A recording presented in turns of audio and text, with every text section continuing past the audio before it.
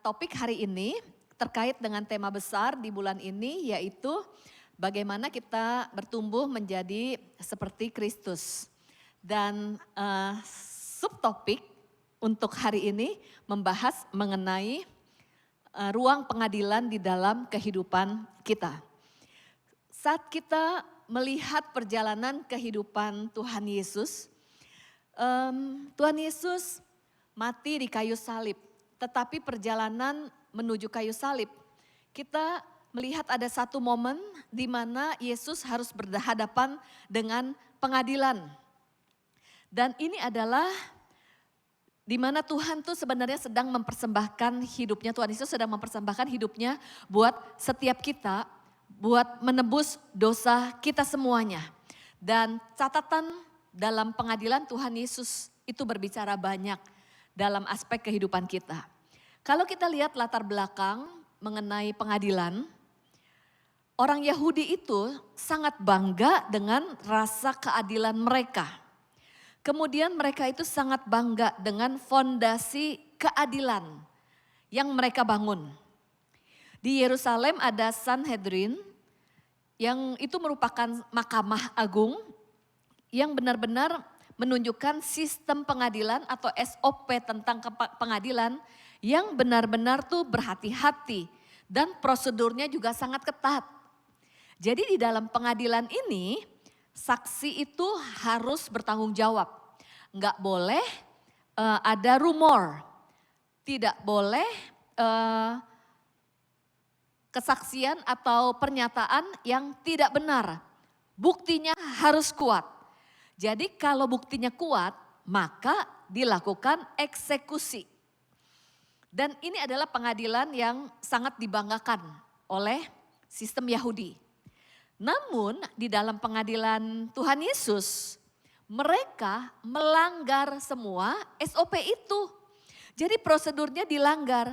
Ini adalah pengadilan yang paling tidak adil dalam sejarah manusia. Mereka menjatuhkan hukuman mati kepada satu-satunya manusia yang benar-benar tidak bersalah. Mereka mengadakan sidang yang ilegal, sidang di malam hari, nggak ada saksi yang sah. Lalu tidak ada pembelaan, kemudian padahal juga tidak ada kejahatan. Dan Tuhan Yesus mengalami dua jenis pengadilan, yaitu pengadilan Yahudi yang merupakan pengadilan agama di depan pemuka-pemuka agama. Yang kedua adalah pengadilan Romawi yang terkait dengan sistem politik. Jadi di pengadilan Romawi Tuhan Yesus berhadapan dengan Pilatus, Herodes dan juga kembali ke Pilatus. Mereka bahkan semua mencari saksi palsu, bukan mencari kebenaran, tapi tujuannya untuk membunuh Yesus. Namun gak ada saksi yang konsisten, kesaksiannya gak cocok. Semua pemimpin saat itu mencari kesalahan Tuhan Yesus. Bahkan kuasa gelap pun bekerja. Bahkan mereka ingin melihat Yesus mati. Padahal tidak ada kesalahan sama sekali. Pada akhirnya sebenarnya yang diadili bukanlah Tuhan Yesus. Tapi mereka yang terbukti tidak adil dan berdosa. Kalau kita jujur, cerita ini bukan tentang mereka yang mengadili Yesus.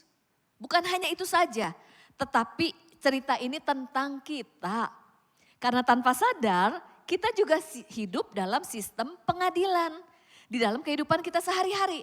Bukan di Sanhedrin, tetapi pengadilan di dalam hati kita. Setiap hari kita menghadapi sidang yang sedang berjalan.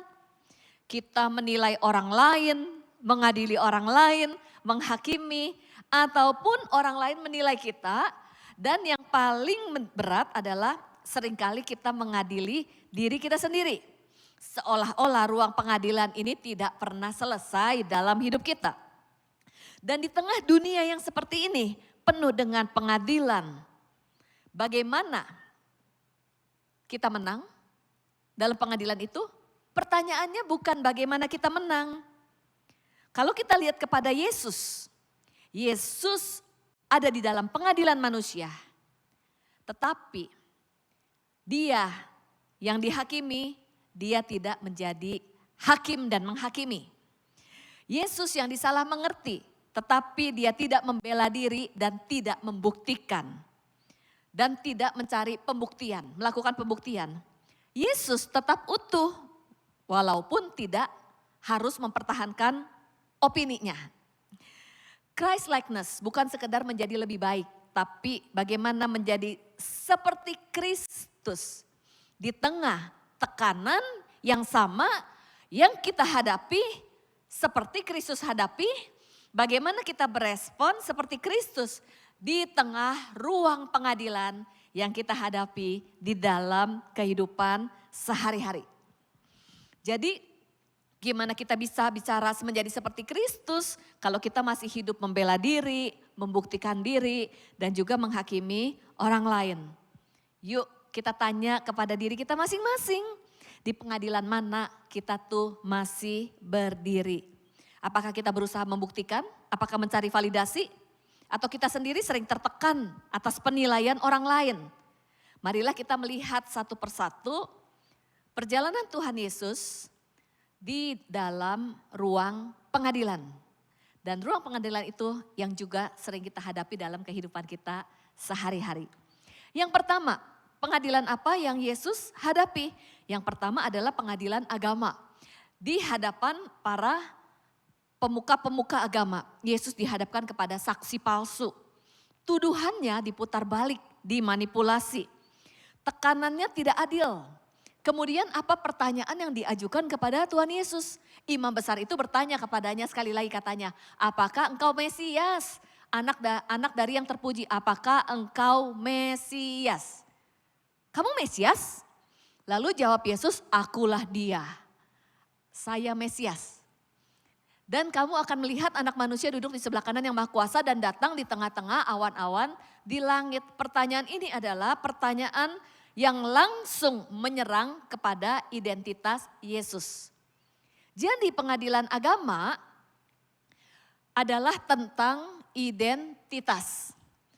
Bukan tentang apa yang Yesus lakukan, tetapi tentang siapa dia. Hari ini mungkin kita nggak duduk di Mahkamah Agung. Tapi kita masuk pengadilan yang sama, namun bentuknya beda. Apakah di mana identitas kita dibangun? Apakah identitas kita dibangun berdasarkan opini manusia? Apakah identitas kita dibangun berdasarkan apa kata orang lain? Apakah identitas kita dibangun atas label orang lain? Ataukah identitas kita dibangun atas apa yang kita capai, posisi dan sebagainya?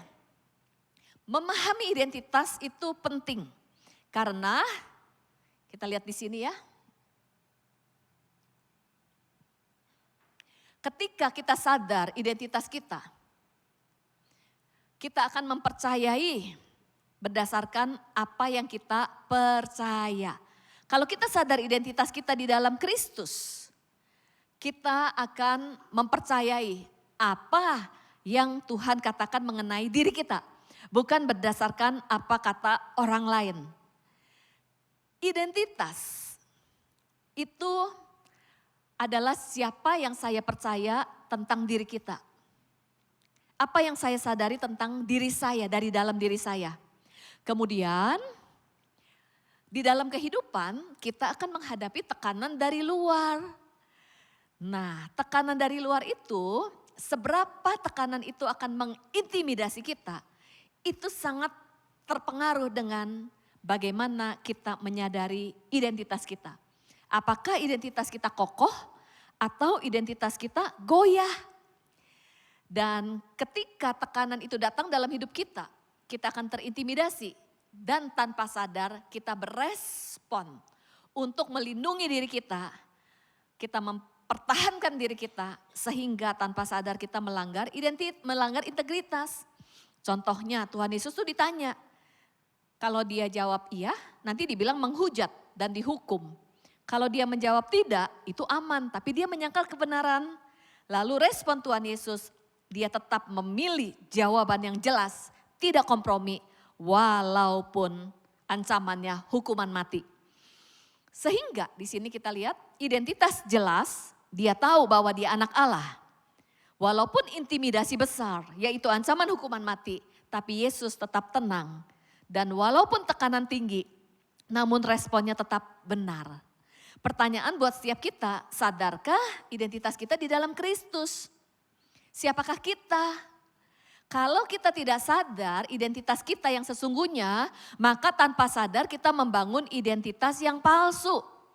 Identitas yang palsu antara lain adalah identitas kita dibangun di atas posisi, di atas pencapaian, di atas jabatan.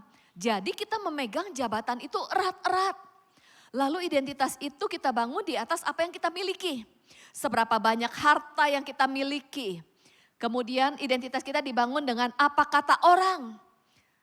Sehingga itu yang menjadi pegangan hidup kita. Identitas palsu itu yang kita jadi pegangan.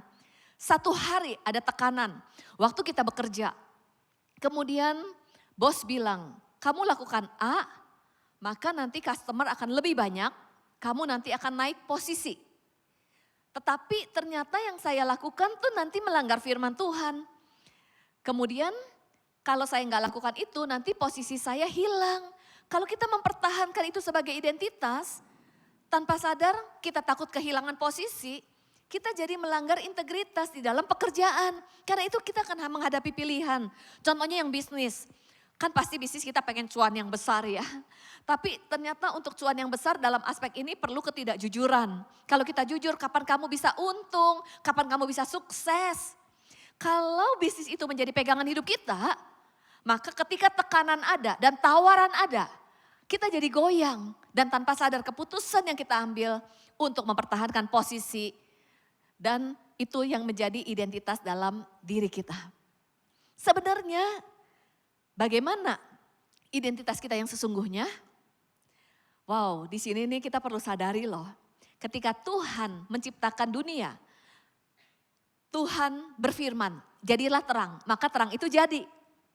Tetapi ketika Tuhan menciptakan manusia, Tuhan tidak berfirman. Tapi Tuhan membentuk manusia dengan tangannya.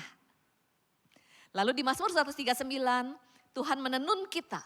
Ketika Tuhan membentuk kita itu seperti pekerjaan menenun. Dan pekerjaan menenun itu dilakukan dengan hati-hati. Jadi mata Tuhan, hati Tuhan, pikiran Tuhan tertuju dalam hidup kita. Tapi seringkali yang kita pikirkan, apa kata orang? Apa pendapat orang tentang diri kita? Bukan apa kata Tuhan.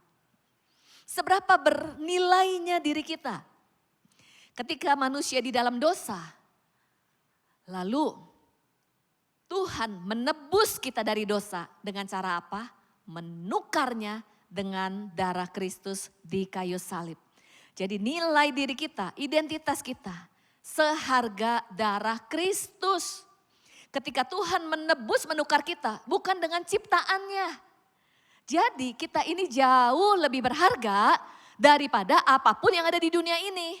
Tapi seringkali tanpa sadar kita menaruh identitas kita, pegangan kita terhadap di atas apa yang ada di dunia ini. Apa yang ada di dunia ini bisa goyah. Dan kita sulit untuk merasa aman. Tapi kalau kita sadar kita dikasihi, kita sadar pribadi kita di dalam Kristus, maka kita akan hidup di dalam rasa aman. Karena jangkar hidup kita bukan apa yang ada di dunia, tapi jangkar hidup kita adalah kasih Kristus. Dan dia adalah batu karang yang teguh dalam hidup kita dan kita tidak akan goyah. Yang setuju katakan amin. Yang pertama, pengadilan agama adalah tentang identitas. Lalu yang kedua, kita lihat yang berikutnya, Yesus dibawa di pengadilan Pilatus. Apa yang terjadi di Yohanes 19 ayat 1 sampai 5? Di hadapan Pilatus, Yesus ditanya tentang kuasa dan otoritas. Pilatus punya posisi dan Pilatus bisa menentukan nasib Yesus.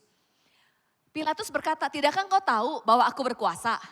Lalu Yesus menjawab, engkau tidak punya kuasa apapun kalau tidak diberikan dari atas. Jadi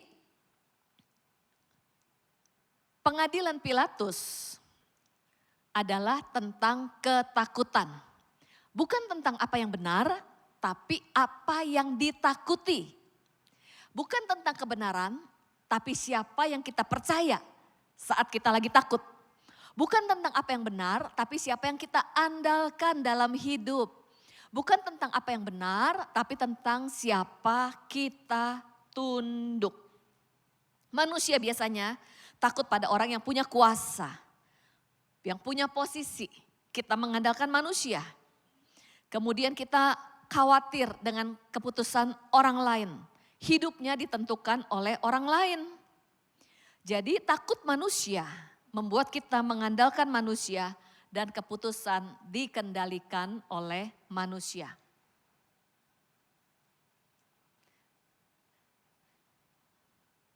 Pertanyaan buat setiap kita. Kita ingin menyenangkan manusia atau ingin menyenangkan Tuhan? Saya bacakan ya. Ketika kita takut pada manusia, kita akan mulai hidup untuk manusia. Apa yang kita takuti akan kita ikuti. Dan apa yang kita andalkan akan menentukan arah hidup kita. Banyak orang salah arah dan salah ambil keputusan bukan karena tidak tahu kehendak Tuhan, tapi karena terlalu takut kepada reaksi manusia. Ketakutan tidak mengubah kebenaran, tetapi mengubah siapa yang kita pilih untuk kita dengarkan. Takut manusia membuat kita mengorbankan kebenaran yang sebenarnya kita sendiri juga sudah tahu. Apa yang terjadi dengan Pilatus? Pilatus bukannya nggak tahu. Pilatus tahu Yesus tidak bersalah. Dia bahkan mencoba melepaskan Yesus. Tapi akhirnya menyerah, ikut-ikutan arus. Seringkali kita takut pada manusia, jadi kita nggak bisa berdiri di atas prinsip kebenaran firman Tuhan. Kita jadi ikut-ikutan arus, takut kehilangan posisi, takut akan orang lain, takut reputasi buruk, takut nanti orang bilang apa, kita jadi people pleaser, kita mencari persetujuan manusia, kita mengandalkan orang yang punya posisi, kita juga keputusannya jadi nggak murni. Akhirnya kita kehilangan damai sejahtera karena keputusan kita berdasarkan rasa takut. Kalau ada yang nggak benar juga kita jadi nggak berani speak up. Beda dengan Tuhan Yesus. Yesus tidak takut pada manusia, padahal berdiri di depan penguasa politik tertinggi saat itu. Kenapa dia tidak gemetar?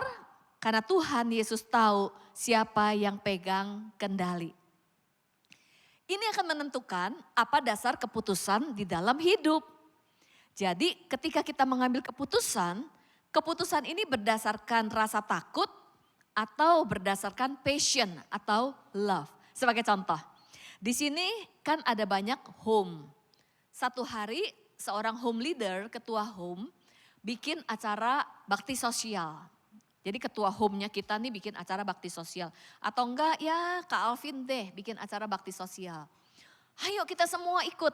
Tapi satu sisi saya nggak bisa. Ada ujian, nggak bisa. Ini kan tanggung jawab perlu belajar. Cuman nggak enak sama Kak Alvin. Akhirnya memutuskan udah ikut programnya Kak Alvin. Ikut bakti sosial, ikut melayani. Kelihatannya melayani. Tapi siapa yang kita layani? Apakah melayani Tuhan? Ini ikut bakti sosial karena gak enak sama Kak Alvin. Apakah melayani Tuhan? Tidak. Apakah melayani jiwa-jiwa? Tidak, walaupun kelihatannya melayani. Siapa yang dilayani? Kak Alvin? Bukan. Diri sendiri. Karena apa? Takut nanti Kak Alvin marah. Takut nanti teman-teman bilang apa? Kamu gak komitmen. Takut diomongin orang, takut ditinggalin teman, takut. Jadi waktu kita ambil keputusan, kita kan suka bingung nih ambil keputusan, berdoa. Keputusan yang saya ambil karena dasar takut atau memang itu passion, love dan menyenangkan hati Tuhan. Siapa yang kita senangkan? Diri sendiri atau orang lain? Atau Tuhan? Hidup kita bukan ditentukan oleh manusia dan bukan karena ketakutan. Yang ketiga adalah pengadilan Herodes. Yesus di hadapan Herodes. Herodes ingin melihat tontonan mujizat. Kemudian ia mengajukan banyak pertanyaan kepada Yesus, tapi Yesus tidak memberikan jawaban apapun. Sementara itu imam-imam kepala dan ahli Taurat maju ke depan dan melontarkan tuduhan-tuduhan berat terhadap dia. Tapi Yesus tidak menjawab satupun. Yesus memilih diam di hadapan Herodes. Dia tidak membela diri, dia tidak membuktikan diri. Yesus tidak merespon setiap tuntutan manusia. Kenapa? Karena Yesus tidak mencari validasi manusia. Pengadilan Herodes adalah tentang validasi, bukan tentang apa yang benar, tapi apa yang ingin dibuktikan. Yesus diam bukan karena dia kalah, bukan karena Yesus tidak mampu menjawab, bukan karena tidak ada argumen, tapi karena Yesus tidak perlu membuktikan siapa dirinya kepada orang yang tidak mencari kebenaran. Dalam hidup ini, tidak semua tuduhan perlu dijawab. Tidak semua opini perlu diluruskan. Tidak semuanya harus diklarifikasikan. Tidak semua kesalahpahaman harus dan bisa diperbaiki. Seringkali kita jadi defensif. Kalau kita defensif, membela diri, bukan karena kebenaran yang sedang diserang, tapi bisa jadi ego kita terusik. Lalu kita ingin membuktikan, sebenarnya itu kita butuh validasi. Diam bukan berarti kalah. Kebutuhan terus untuk menjelaskan diri, kemudian menjelaskan saya tidak salah, seringkali ini tanda bahwa kita belum aman dengan diri kita. Orang yang tahu siapa dirinya, tidak perlu membuktikan dirinya di setiap ruang. Saat kita hidup untuk validasi manusia, ternyata kita berhenti mencari kebenaran Tuhan. Semakin kita butuh validasi, semakin kita mudah menjadi defensif. Apa sih itu defensif? Jadi kita lihat nih, tanpa sadar kita sering melakukan defensif. Defensif itu adalah upaya untuk terus-menerus melindungi diri dan membuktikan diri. Bukan menyerang balik, belum tentu menyerang balik, tapi membuktikan diri. Contoh-contoh defensif yang sering kali kita lakukan tapi nggak sadar. Yaitu nih, over explaining, yaitu menjelaskan berlebihan. Jadi kita tuh menjelaskan panjang lebar karena takut disalahpahami, kita ingin semua orang mengerti kita, kelihatannya komunikatif, tapi sebenarnya kita cemas. Maka kita membela diri. Lalu defensif yang lain adalah self justification, yaitu membenarkan diri dan menyalahkan orang lain. Seberapa sering kita tuh menyalahkan orang lain dan kita punya alasan, sulit untuk refleksi diri, sulit untuk mengakui bahwa kita punya kesalahan, kita mencari pembenaran diri sendiri, itu bentuk defensif. Dan orang yang defensif, hatinya tidak terbuka, padahal Tuhan tuh mau koreksi, Tuhan mau ubah hidup kita, tapi kita udah defense. Lalu bentuk defensif yang lain, contohnya adalah menghakimi. Kita jadi menghakimi orang lain tanpa sadar. Kenapa kita menghakimi? Karena kita merasa diserang. Padahal belum tentu orang lain menyerang kita. Seringkali kita merasa diserang karena sebenarnya identitas kita rapuh. Jadi ketika ada tekanan, kita udah merasa diserang. Lalu kita bertahan, defensif. Kita merasa tidak cukup baik, takut dinilai buruk. Sehingga ketika kita menghakimi orang lain, sebenarnya kita sedang menggeser spotlight ke orang lain. Dengan mengkritik balik, mencari kesalahan orang lain, merasa diri benar, menunjukkan kamu salah, saya benar. Menghakimi bukan soal kebenaran sebenarnya, tapi soal mempertahankan harga diri, menghindari rasa malu, menutupi insecurity yang membuat aman sesaat tapi menjadi capek dan merusak relasi, menutup ruang untuk bertumbuh, membuat hati semakin keras. Kemudian defensif yang lain adalah yang sering kali kita lakukan yaitu bergosip. Jadi gosip itu sering dianggap ringan, tapi secara psikologis ini adalah bentuk defensif yang halus. Kenapa? Karena waktu kita membicarakan orang lain di belakang, kita itu menjelekkan orang lain, kita menyoroti kekurangan mereka, sebenarnya tujuannya menciptakan rasa aman untuk diri sendiri, menunjukkan saya ini lebih baik, Ternyata dia bermasalah juga kok. Bukan saya aja yang gagal, dia juga gagal. Lalu merasa saya tidak sendirian karena mencari validasi dari kelompok yang mendengarkan, yang setuju dengan kita, dan juga untuk mendapat aliansi supaya tidak sendirian. Efeknya lega sementara, tetapi kita kehilangan kejujuran di hati kita. Jadi kita capek karena terus berusaha untuk membuktikan diri, mengontrol persepsi orang lain. Tapi Yesus menunjukkan jalan yang berbeda. Yesus tidak membuktikan dirinya. Dan Yesus menyerahkan diri. Yang keempat, kembali kepada Pilatus. Di Markus 15 ayat 1 sampai 15 menceritakan Yesus disesahnya lalu diserahkan untuk disalibkan. Pilatus sebenarnya tidak menemukan kesalahan, ingin melepaskan Yesus. Tetapi kita lihat, walaupun Yesus ditetapkan bersalah, Yesus tidak melawan, Yesus tidak membela diri. Yesus memilih untuk menyerahkan diri. Bukan mengambil alih kendali, padahal dia sanggup. Kembali ke Pilatus berbicara tentang apa? Kembali ke Pilatus adalah tentang berserah. Bukan tentang apa yang benar, tapi tentang siapa yang menjadi Tuhan. Menjadi Tuhan artinya playing God. Kita menjadi Tuhan atas diri kita sendiri, atas masa depan kita, atas keputusan, atas pasangan, atas anak-anak kita, atas hasil yang kita inginkan. Jadi kita ini menjadi manusia yang mengontrol, orang yang suka mengontrol. Siapapun dikontrol. Contoh yang udah menikah, ingin pasangan berubah. Lalu kita dalam relasi ingin orang lain berubah. Padahal di dalam firman Tuhan, di dalam Yohanes, yang bisa mengubahkan manusia itu hanya Roh Kudus. Kan di dalam Yohanes ditulis, Roh Kudus yang menginsafkan seseorang akan dosa. Jadi yang bisa mengubah seseorang itu adalah karya Roh Kudus. Tetapi kalau kita berusaha ingin mengubah orang lain, menuntut orang lain, memaksa orang lain menjadi seperti yang saya inginkan, tanpa sadar kita take over karya Roh Kudus. Dan kita ingin menjadi Tuhan atas mereka dan itu akan capek. Dan relasi jadi buruk. Kemudian juga di dalam keputusan ataupun hasil. Kita sudah melakukan segala hal berjuang. Tapi kita kepengen hasilnya sesuai yang saya harapkan dan saya mau. Makanya banyak orang Kristen menjadi kecewa karena hasil akhirnya belum tentu seperti yang saya mau. Ataupun ternyata waktunya tidak seperti yang saya harapkan.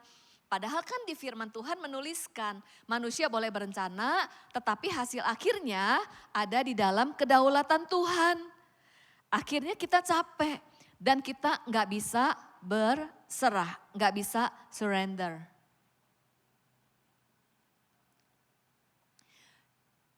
Berserah kepada Tuhan bukanlah kita tuh kehilangan kebebasan. Tetapi berserah kepada Tuhan kita menemukan kehidupan yang sesungguhnya. Dan esensi dari dosa manusia adalah kita tuh sulit berserah dan kita ingin menjadi seperti Tuhan. Contohnya dalam hidup saya ini kenapa perfeksionis? Setelah saya pikir-pikir saya perfeksionis karena saya tuh punya standar sendiri. Lalu tanpa sadar saya memaksakan standar saya kepada orang lain. Jadi sebenarnya itu saya memegang kontrol loh. Karena dalam hidup ini kita pasti bisa salah, namanya juga belajar. Orang yang perfeksionis gak mau salah. Jadi memegang kontrol supaya benar hasilnya dan yang terbaik. Tujuannya untuk apa? Untuk pengakuan manusia juga sebenarnya. Tetapi saya perlu sadar bahwa saya ini tidak sempurna. Saya punya keterbatasan. Saya melakukan berusaha yang terbaik, tetapi lalu saya surrender kepada Tuhan. Kemudian juga saya ada overthinking. Kenapa kita bisa overthinking? Overthinking itu adalah sebenarnya kita ingin mengontrol. Kalau A gimana, kalau B gimana, kalau C gimana. Rasanya pengen punya jawaban semuanya. Sekali lagi Tuhan tidak membukakan di depan banyak hal kepada kita. Kenapa? Karena kita bukan Tuhan. Karena Tuhan mau kita hidup day by day dengan bergantung dan surrender kepada Tuhan. Pertanyaannya buat setiap kita, apa yang kita kontrol dalam hidup ini?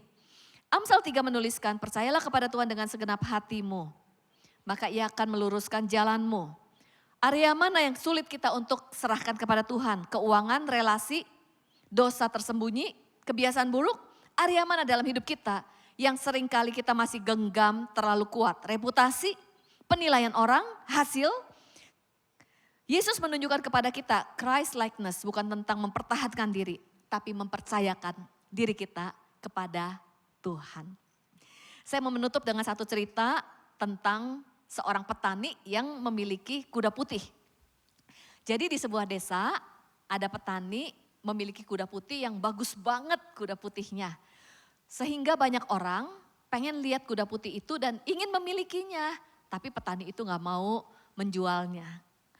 Sampai satu hari ada raja mendengar bahwa ada kuda putih yang bagus banget di desa itu. Lalu raja itu datang khusus untuk melihat kuda putih yang dimiliki oleh si petani itu. Waktu si raja lihat kuda putihnya, wah raja itu tuh naksir banget. Kuda putih ini bagus banget. Dan si raja bilang sama petani, apapun yang kamu minta, saya akan berikan. Asal kamu mau memberikan kuda putih itu buat saya. Lalu petani itu ngomong, kuda putih ini lebih dari seorang sahabat. Gak mungkin lah kita menjual sahabat kita. Singkat cerita si petani itu gak mau menjual kuda putihnya. Dan satu kampung itu heboh. Orang-orang tuh bilang gini, aduh kamu tuh ya masa dari dulu sekarang selama-lamanya kamu mau hidup gini-gini aja. Kamu tuh bodoh banget. Oke, kita lihat pengadilan manusia. Kamu tuh bodoh banget. Coba kamu terima tawaran raja, hidup kamu pasti berubah. Memang kamu itu orang yang tidak diberkati Tuhan. Kata orang-orang sekampung. Lalu minggu depannya, suatu pagi, waktu si petani itu mau kasih makan si kuda putihnya, datang ke kandang dan lihat kuda putihnya gak ada di kandang. Kuda putihnya hilang. Terus satu kampung heboh. Tuh kan apa kita bilang? Apa gue bilang? Coba kemarin kamu terima tawaran raja, hidup kamu udah berubah. Sekarang hidup kamu masih gini-gini aja, kuda putihnya hilang juga. Memang kamu hidup di kutuk Tuhan. Kamu tidak diberkati, kamu di dalam kutuk. Pengadilan orang, penilaian manusia. Kemudian petani itu cuma ngomong begini, loh kalian aneh-aneh aja. Saya kan cuma lihat kuda putihnya gak ada di kandang. Kenapa kalian bilang hidup dalam kutuk? 2 hari kemudian kuda putihnya pulang. Lalu membawa 12 temannya. Wow, satu kampung heboh lagi. Bilang apa? Memang kamu orang yang diberkati Tuhan. Untung kamu gak jual kuda putihnya. Sekarang kamu punya berapa? 13 kuda putih. Si petani itu bilang dikit-dikit berkat, dikit-dikit kutuk, dikit-dikit berkat. Dan beberapa hari kemudian si petani ini punya anak laki-laki umurnya 17 tahun ke atas. Main dengan kuda putih tersebut karena kuda putih itu adalah kuda liar. Jadi anak petani itu yang umur 17 tahun laki-laki jatuh keinjak kakinya patah. Satu kampung heboh lagi. Memang hidup kamu sial. Dan gak lama kemudian di negeri itu terjadilah perang. Kemudian raja memerintahkan semua anak laki-laki yang sehat usia 17 tahun ke atas harus pergi berperang. Dan semua orang tua menangisi anak laki-lakinya yang pergi berperang dan gak tahu kapan kembali. Kecuali siapa? Si petani itu. Gak bisa berperang anaknya karena kakinya patah. Seringkali dalam hidup kita melihat hidup kita hanya sepotong, secuplik. Mungkin orang-orang mengadili kita, kamu hidup dalam kutuk, lihat di mana Tuhan, lihat mana Tuhan gak jawab doa kamu, kamu tidak diberkati. Atau mungkin kita juga mengadili diri kita sendiri, why me? Kenapa Tuhan? Kenapa doa saya belum dijawab? kenapa Tuhan izinkan. Tetapi yuk kita belajar, kita melihat bahwa secara keseluruhan Tuhan punya rancangan yang indah buat setiap kita. Kita jangan cepat-cepat mengambil kesimpulan dan menilai bahwa Tuhan sudah meninggalkan kita. Tuhan itu Tuhan yang mengasihi, sudah mati bagi setiap kita, sudah memberikan hidupnya yang terbaik sudah diberikan buat kita. Percayalah, walaupun kita melewati lembah kekelaman, walaupun kita menghadapi arus sungai dan juga api dalam hidup kita, tetapi penyertaannya sempurna dan anugerahnya cukup. Yuk, marilah kita hidup mempercayakan hidup kita kepada Dia dan kita bisa berserah. Saya mengundang teman-teman untuk bangkit berdiri. Kita mau menaikkan pujian ini sebagai bentuk penyerahan diri kita kepada Tuhan dan komitmen kita kepada Tuhan. Bahwa memang Dialah Tuhan dan Tuan di dalam hidup kita. Mengiringmu seumur hidupku. Amin. Masuk dalam rencana-Mu Bapa. Pikiranku, kehendakku. Kami mau belajar berserah. Ku serahkan padamu. Harapan kami hanya di dalam Engkau. Harapanku hanya di dalam-Mu. Engkau batu karang kami. Ku kan teguh bersama-Mu Tuhan. Jadikanku bejana-Mu. Ini hidup kami Tuhan. Untuk memuliakan. Kami rindu mengiring Engkau. Mengiring Ini doa kami. seumur hidupku. Masuk dalam rencana-Mu Bapa. Pikiranku, kehendakku. Kami serahkan kepadamu ya Tuhan. Ku serahkan Mampukan setiap kami untuk menaruh pengharapan hanya padamu. harapanku hanya di dalam-Mu. Ku kan teguh bersama-Mu Tuhan. Jadikanku bejana-Mu untuk memuliakan-Mu. Mari kita berdoa. Tuhan, kami datang kepadamu. Di tengah hidup yang sering terasa seperti ruang pengadilan. Terima kasih Engkau tidak pernah meninggalkan kami. Bahkan Engkau tidak pernah menghakimi kami. Terima kasih untuk anugerah-Mu. Anugerah yang kami terima yang tidak pernah kami usahakan. Anugerah yang tidak tergantung pada penilaian manusia. Anugerah yang membuat kami tetap diterima bahkan saat kami merasa diadili dan dihakimi di sekeliling kami. Tuhan, mampukan kami untuk percaya Engkau menyertai kami di setiap tekanan, di setiap kesalahpahaman, di setiap situasi di mana kami ingin membela diri, ingin membuktikan diri, ingin mengontrol keadaan dalam situasi apapun Tuhan. Saat kami dimengerti atau tidak dimengerti, saat kami dihargai atau direndahkan, saat kami terasa jalan terbuka ataupun tertutup, ajar kami untuk kami tetap percaya kepadamu.